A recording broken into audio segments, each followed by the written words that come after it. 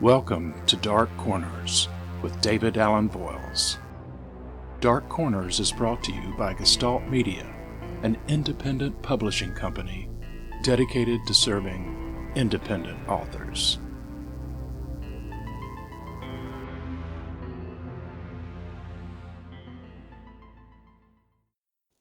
The Old Woman in the Woods by David Allen Voyles.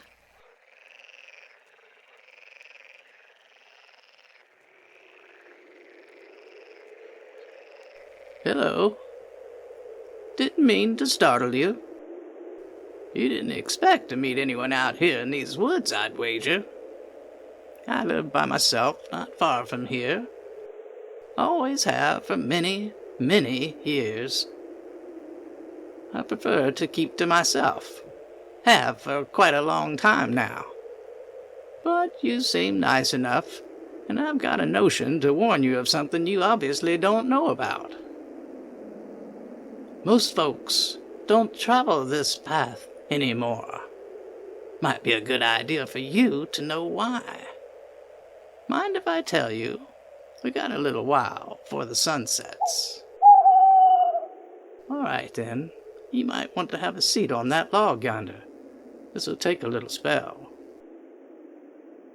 Many stories are told of strange things that have happened in these woods.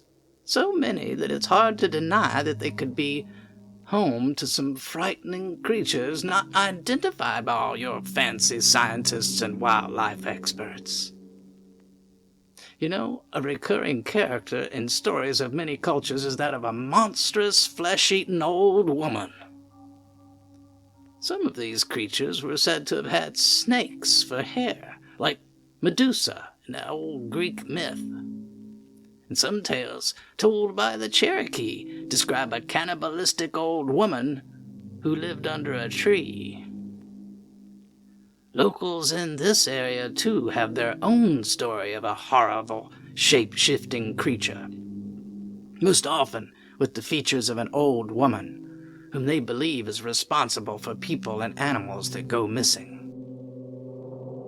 They say that this very path leads to the lair of a female beast who lives under a tree, just like the creature in the Cherokee story.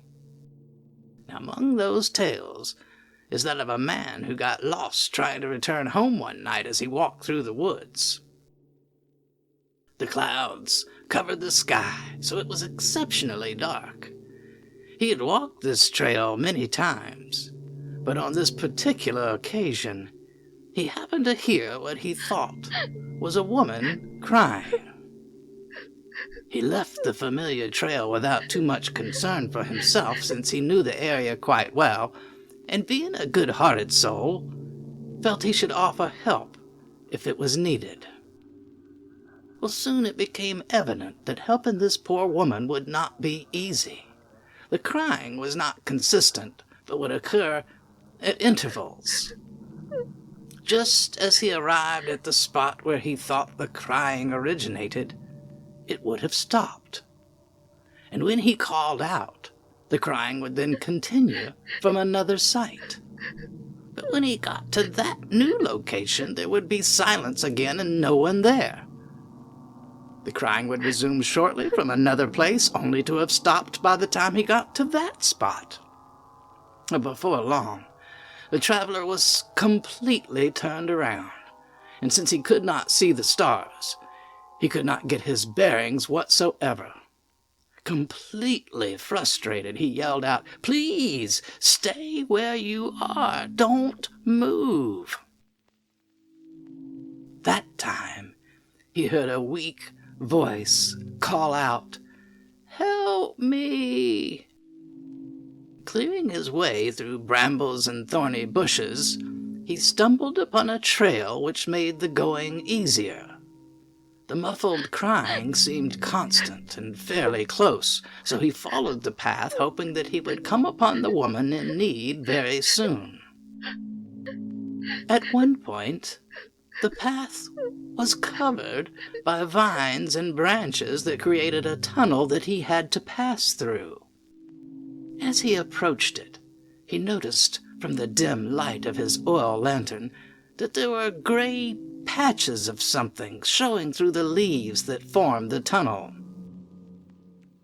When he held his lantern up to inspect them, he saw that they were skulls. Human skulls.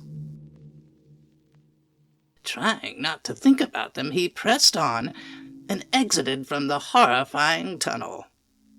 The crying became softer, but closer, and then it stopped suddenly. He pushed on along the path, and just after it curved slightly, he saw a large shadowed area before him.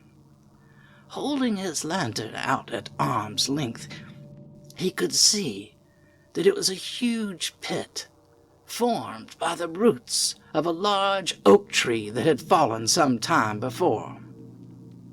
Under the massive root ball, there seemed to be a cave. Now, how far it went down into the earth he could not tell, and littered about the entrance to the cave lay more skulls. The rustle of leaves behind him caused him to pivot swiftly. Something had darted into the bushes so quickly that he could not tell what it was. "Hello!" he called out. "Are you there? Are you injured?" Another rustling. This time he wasn't sure where it was. The thin branches of the bushes to his right still swayed from whatever had passed through them. Next, he heard the scrambling of bare feet on dirt coming from the direction of the pit. He turned back and took a few steps closer, holding the lantern out over the slight incline leading to the cave. "Hello!" he called again. "Are you there?" A whimpering sound came from the cave, followed by a thin wail. "Help me!" The voice sounded frail and frightened. The woman sounded as if she were sick or hurt, but she also seemed very weak. Scrambling down the incline while holding the lantern in front of him, the man stepped cautiously towards the entrance of the cave. Even from a distance, a foul stench filled his nostrils. He paused a few steps from it, nervous as he peered into it, for he wondered what had made the noises nearby in the woods. Might they be coming from an animal that could hurt him? Was this its lair, and was that what had wounded this poor woman? "Please, help me." He stepped closer and crouched low to shine his light into the entrance to see if he could make out what might be within.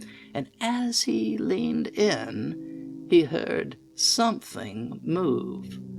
And then he glimpsed a monstrous face which hissed horribly at him.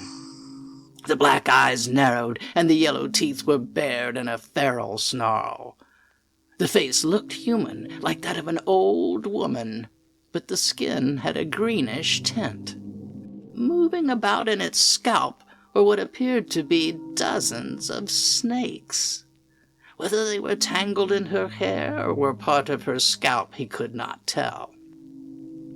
The creature lunged at the man, but his fear made his senses sharp and his reactions quick. He jumped back out of its reach and quickly scrambled up the side of the pit, dropping his lantern as he did so. He ran back along the path he had just followed, rather than having to fight the brambles and thorns in the thick underbrush, and he dared not risk a look behind him for fear that the move would slow him down. So instead he simply ran as fast as he could through the tunnel of skulls and on up the path. He did not hear footsteps behind him, yet he did not stop running for what seemed to be half a mile, until his foot caught on a root and he stumbled to the ground. Gasping for breath, he tried to calm himself as he lay there so that he might hear if he was being followed. Hearing nothing else, he scrambled off the path into the underbrush, where he could watch from the darkness to see if the creature was seeking him or not. The man tried to quiet his breathing as he waited, sure that even if he did, his racing heart would give his presence away. Just as he felt that it might be safe to step back onto that path, he heard the snap of a twig only a few feet away down the trail. He held his breath, and at that moment, the clouds parted enough to allow the light from the thin crescent moon to reveal the dim form of a crouching figure making its way slowly towards him on the trail. He held his breath as long as possible, only allowing himself the shallowest of breaths when he absolutely had to breathe. He wondered if her sense of smell was as acute as other creatures of the wild. Step by step, she crept along the path, turning her head as she went to catch the slightest sound. She passed slowly by the spot where he was hiding off the trail, and he prayed that the foliage around him was enough to hide him from her sight. To his relief, she passed him by. He watched her slow passage until he was out of sight, and then he waited for several minutes more. When he felt that he might safely try to escape, he crept out of his hiding place and walked as softly as possible down the path back towards the hellish cave, breaking into a run as soon as he thought it safe, and he did not plan to go as far as the cave. Once he reached the tunnel, he would back up and enter the woods where he had first discovered the trail. Following that plan proved successful, for once he left the trail, he could see by the dim light of the moon where the brush had been trampled in his previous search for the crying woman. He could not see his trail completely, but once he discovered a spot under a fallen tree that might provide some shelter.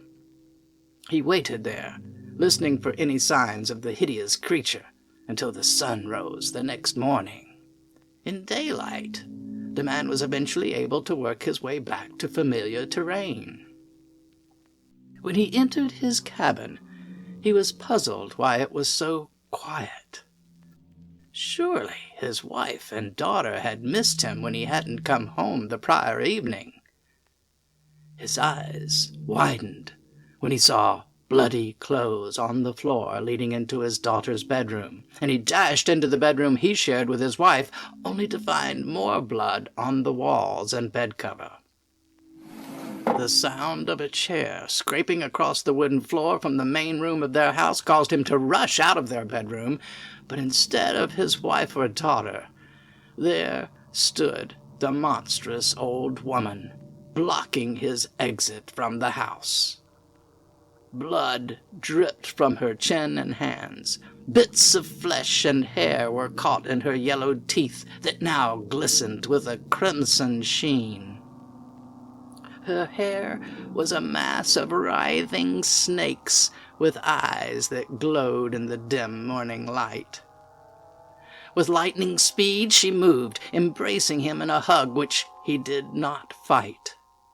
She pinned his arms to his sides as her jaws opened wide and then closed on his pulsing neck.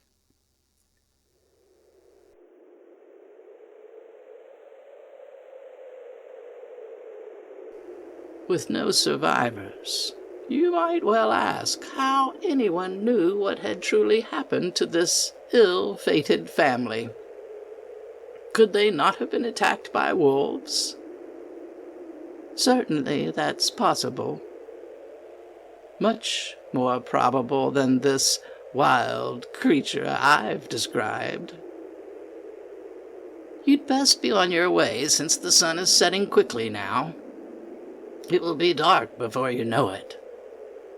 But don't you give my story a second thought as you find your way back along the trail.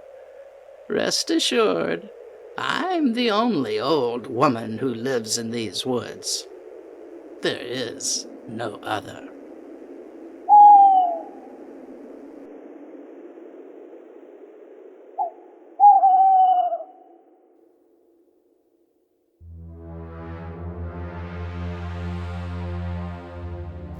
That concludes this episode of Dark Corners with David Allen Voyles. Music for Dark Corners was written and performed by Mombi Yulman and can be purchased at mombiyulman.bandcamp.com. For my latest projects, You can always find information at my official website, davidallenvoyles.com. And I invite all of you to join our Dark Corners Facebook group, where you can find background information on posted stories, previews of upcoming stories, and all kinds of other dark content. Hope we meet again soon in the Dark Corners.